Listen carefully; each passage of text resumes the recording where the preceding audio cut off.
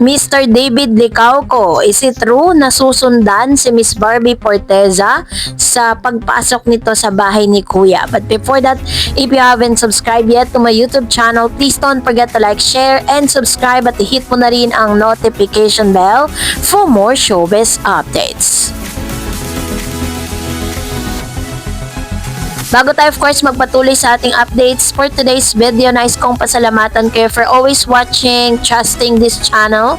Thank you so much sa inyong palagi ang panonood at palagi ang pagsubaybay sa mga updates po natin daily patungkol kay Miss Barbie Forteza and David Licauco. So matapos nga po ang busy schedule ni Miss Barbie Forteza sa kanya pong panibagong serye na Empire, Beauty Empire, kasama po dito si Miss Kaylin Alcantara, maging si Miss Rupa Gutierrez at ilang mga big stars at mga premyadong aktor at aktres sa nasabing serye. So kasabay nito of course ang kanyang pagpopromote dahil pagkatapos po niya maipartner kay David Licauco, sunod-sunod na po ang ilan sa mga endorsement at bagong produkto na kanyang ini-endorso. Kaya nga sinasabing sobrang blessed itong Barda dahil parehas po sila talagang nagsosoar high sa dami po ng mga nagtitiwala sa kanilang mga brand.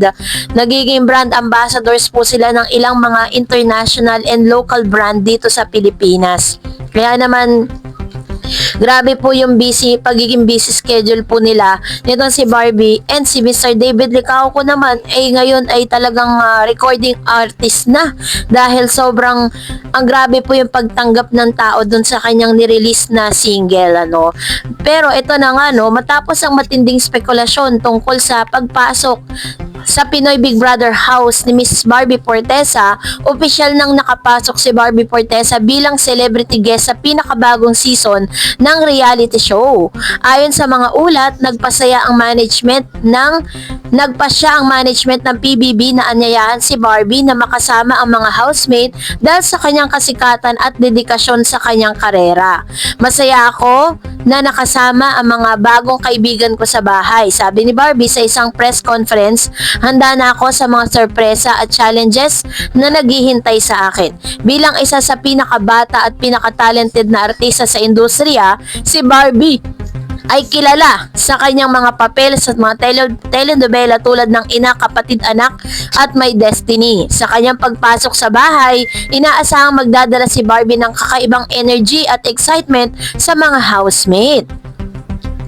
Siya rin ay magkakaroon ng pagkakataon na makilala ang mga bagong tao at makikipagkaibigan sa mga ito. Ang importante sa akin ay makapagbigay ng saya at inspirasyon sa mga tao. Sabi ni Barbie, kahit na mahirap ang challenges, handa ako na harapin ang mga ito at lumaban. Sa mga nagdaang taon, ang Pinoy Big Brother House ay naging isang iconic na parte ng Filipino pop culture. Maraming mga artista at personalidad na nakapasok na sa bahay at nakaranas ng mga kakaibang challenges at karanasan.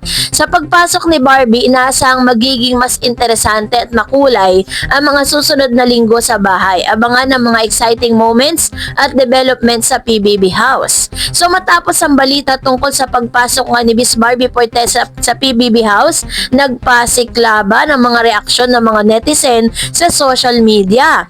Ang galing ni Barbie, si Barbie Forteza sa PBB House, sabi ng isang netizen.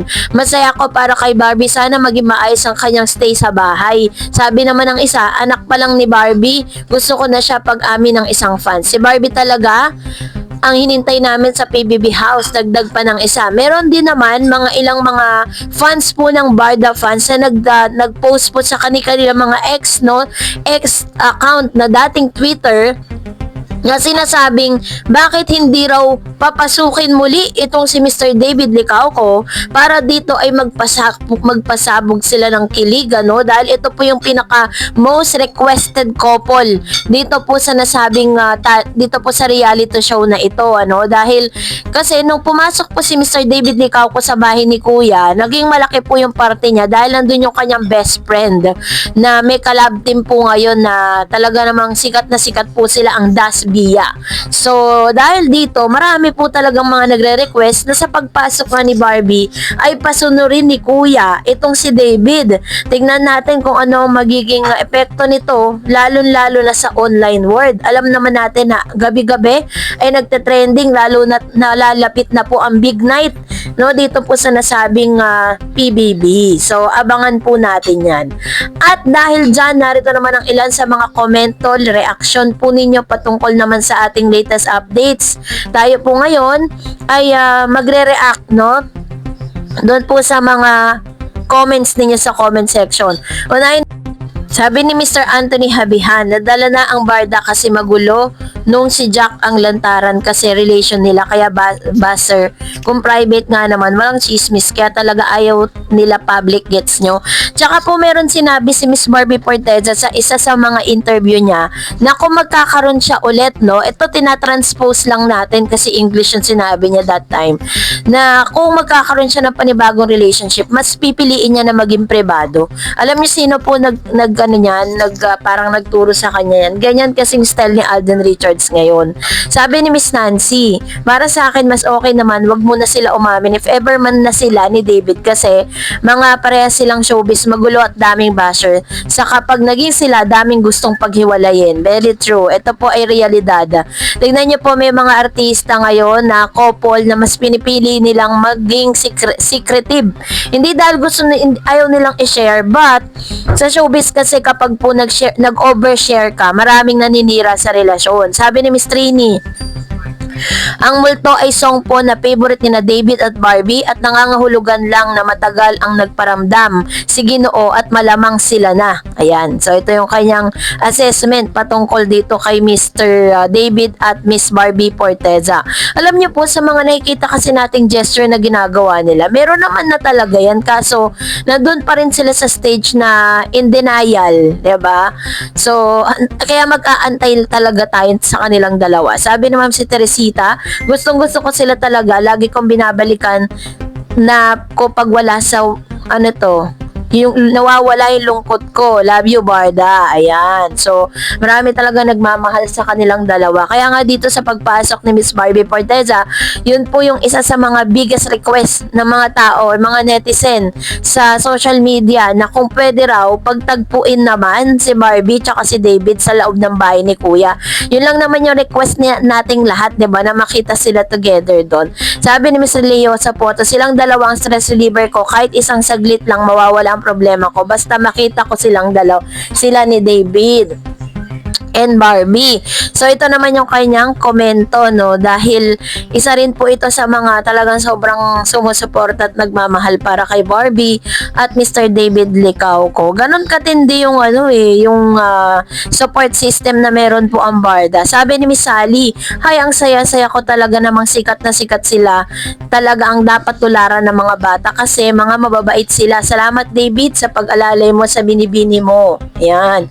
So, yung kanyang komento with regards to this.